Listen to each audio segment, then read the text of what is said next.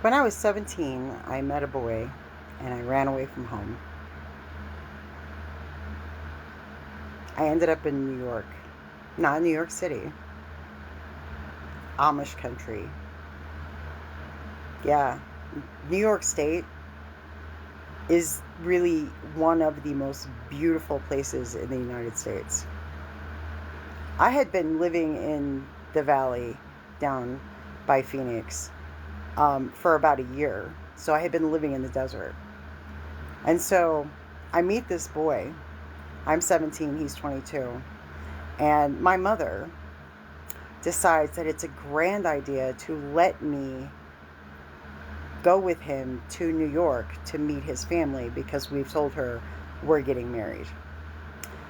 This boy gave me meth. Yeah, he tried to get me hooked on meth. He tried to turn me into a meth head because he was a meth head. And he gave me meth. And my mother was totally fine with me going across the country with him. I'd known him like a month. So when I talk about boomer parents, well, you know, it was like that. Free love, don't you know? But so I am supposed to be gone 2 weeks, and my mother agrees to this. She honestly thinks I'm coming home. Yeah. So we drive across the country with this other couple that I also just met like 2 weeks prior. Total strangers. I just get in their car and drive from fucking Phoenix, Arizona to just outside of Buffalo, New York. I'm 17. I've been doing lines. Yeah, we all had to stay awake for the 4-day road trip, so I'm doing lines. I'm 17. This is insane. So we get there, and it's May in New York, so the weather is chef's kiss. It's absolutely stunning. And the thing that stood out to me, the moment I decided I was not going back to Phoenix and that I was going to dump this guy, I was standing in I was standing in front of this rolling pasture of spring green, vivid emerald green grass with just full of dandelions in bloom. And it was the most spectacular thing I had ever seen in my life. I fell in love and I knew I wasn't leaving. It happened that quickly.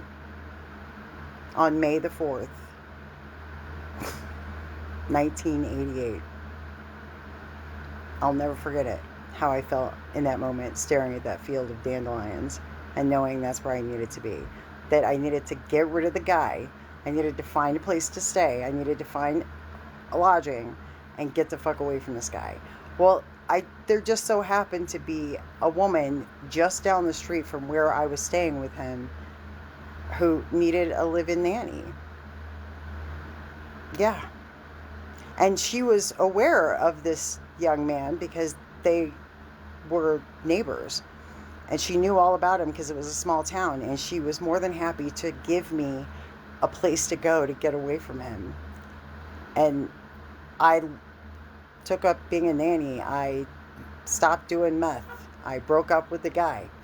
I started going to church. I learned how to can. I learned how to collect eggs. I learned how to forage for berries and wild apples and to glean fields after harvesters went through and to walk along the roadway and pick up trash to find aluminum to recycle. I slept in the same room with the baby who was like 2 years old because it was my job to get up with her in the middle of the night so her mother could rest. That was my part of my duties as the nanny in exchange for room and board. I had to help out with the kids and the housework and the cooking, and I had to learn, and I soaked it all up like a fucking sponge. And I had the best summer, the best year of my life during that time. It was so innocent.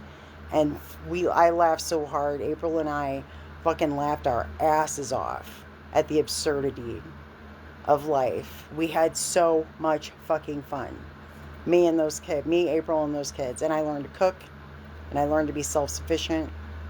And then I met my first husband, and he lured me to Virginia. And all those skills I learned, how to cook from scratch, how to exist on and get by on very little and make miracles by making do.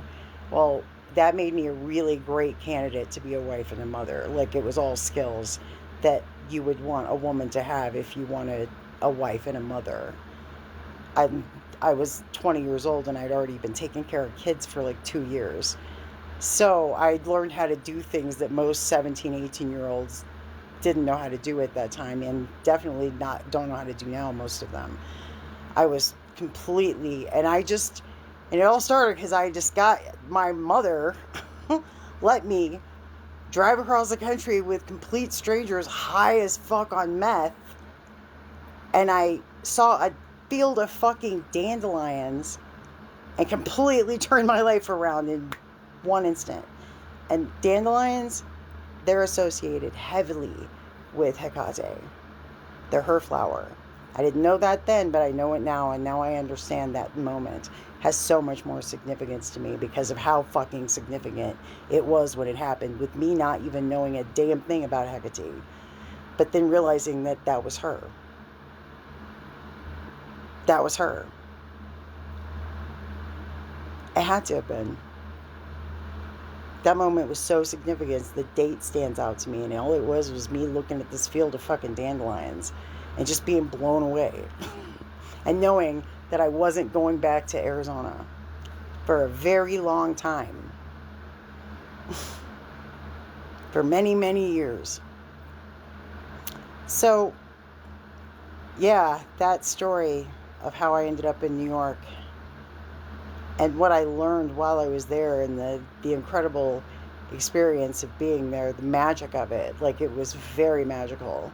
The whole thing was magical. It felt so pure and innocent and safe and adventurous, and I learned so much. And it is the fondest memory of my girlhood. That time is literally the fondest memories I've ever had when I was younger. That period. And Hecate, that was her. Those dandelions, I know. That was her.